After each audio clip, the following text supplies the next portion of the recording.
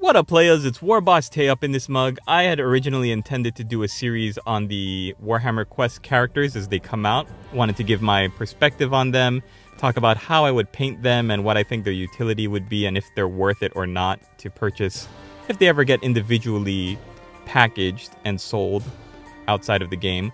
But then I realized that White Dwarf does the same thing. They do little paint splatters on anything that comes out that's new and flashy. So I just realized, oh, it doesn't matter. There's going to be a painting guide for these guys anyways. But I can talk to you and give you my perspective on them still. And we're going to start with the first character that was revealed. Jensen Darrock, one of the agents of Defiance.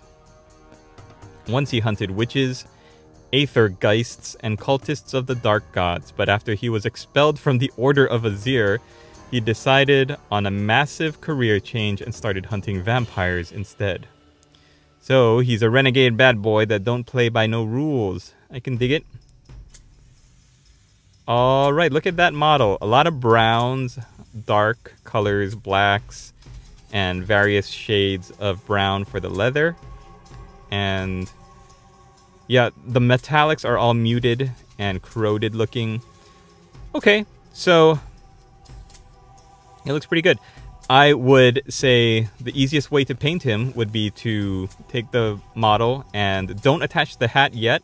Not sure how it's built, but it looks like if once you attach that hat, because of that high collar and the wide brim, you're not going to be able to get at the face. So keep that hat off or the head separate, and then you can paint the face. Oh, look at all the bits that come with the model. I like that he's got 3 stakes on either hip. And they're not just like little baby stakes either. They're pretty big stakes.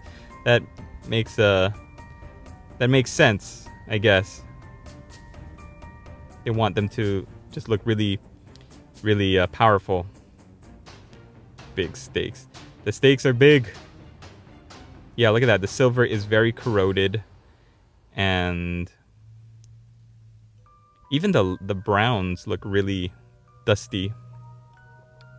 Look at that leather satchel, and the weathering, and the all those wrinkle marks on the leather. Looks really good. Yeah, so I would just keep the hat or the head separate depending on how it's built. Spray paint the whole thing in Rhinox hide or Dryad bark, or a similar color, dark brown, to prime it if there's that color primer. Then you work on picking out the details in different brown colors.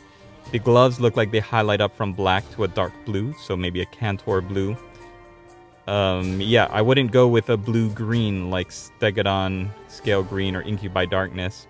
I would go with a straight midnight blue. So Cantor blue, or I don't know if the new Night Lord's blue is a nice dark. Yeah, that would be a nice step up. I haven't picked up the new Night Lord's blue. There are a lot of colors that I haven't gotten yet. They just kind of sneak into the paint range, and then I see them one day and I'm like, oh, that's interesting. The gun stock, the rifle stock for that stake rifle combi gun, looks like it's a dark green, so I would go with a Caliban green. And yeah, for all the metallics, I would just do bolt gun metal, lead belcher, which is the base silver, and then shade it with Agrax Earthshade and Nuln Oil, and then looks like they only touch up the brighter areas, and they do the outlines in Mithril Silver, Runefang Steel. I'm using all the old colors. I'm sorry, guys. My brain is reverted to all the old colors. Yeah, so just use a little Deneb stone on the inside of the coat there. I like how the inside is a rich snakebite leather brown, but the outside of the coat is a dark chocolate brown. The outside looks closer to like a Dryad bark, whereas the inside looks like XV88, or that's snakebite leather. Oh, we have this motion sensor on our garage. It's usually this neighborhood cat. So there's probably that cat running around. Okay, back to being totally professional.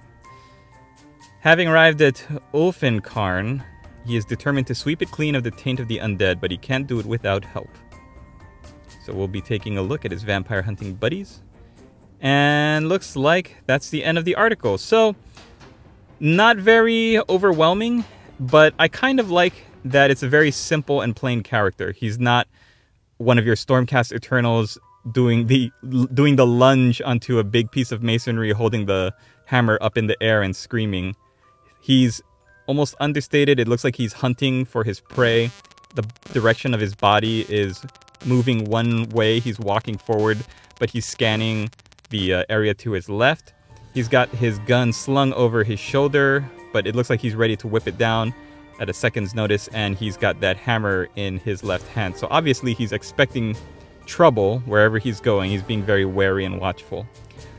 I can't wait to look at the other models and check them out with you guys.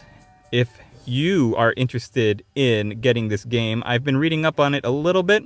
Some of the undead models look very interesting, and I think they've just released the second hero model, so I'll be doing a video on that one. And as long as Games Workshop keeps releasing these Warhammer community articles where they have all of these pre-release photos, I would love to dive into them with all of you guys, check them out, give you my first take and my first impression, and talk a little bit about the models and where I am on the excitement scale. As it is, just seeing this model, I'm not that excited yet, but hopefully the monsters are going to be a lot more overwhelming. Hopefully the other characters you're going to get to play are going to really just blow it out of the park. I think they did the right thing maybe by starting us off with someone who was a little bit more understated. There are the details of the vampire hunter with the stakes and the gun and the hammer, but they're not really going too big just yet. We'll see if they ramp it up in the following articles. Hopefully they do. Hopefully they really knock it out of the park. I wonder if when they did the Warhammer Silver Tower, Warhammer Quest game, if they had done something like this where they do little teaser drops, articles a couple of weeks spaced apart where they dive into the look of each character. And I wonder if they did, if Warhammer Silver Quest might have been a little bit more better received than it had been. I'm not even going to say that it was poorly received. Nobody is trashing it as a game, and I think they still write articles about it in the White Dwarf, but I don't think I know anybody who played it, and my local game store at the time, I think, had one box open just so they could use the figures on their in-window display. They had somebody paint them up and just put them in the window to display for like a couple of weeks, and then it wasn't really drawing any attention, so they got rid of it and put the Space Marines and the Nurgle Marines back out. Anyways, thanks for watching, everybody. Hope you enjoyed this little video and this ramble, and we will see you in the next one where we will take a look at more characters from the Warhammer Quest Cursed City game. Thanks for watching. Laters! What up, players? Gandalf the Grey, up in Dismal. Support Warboss Tay Studios. For now, more than ever, Hobbiton is in desperate need of heroes. Heroes like Daniel Sprinkle, Scrag Fist, Brad 94H, Pigs, Dicey Guy, Harry Smith, Play It Painted, and Logan Swanson.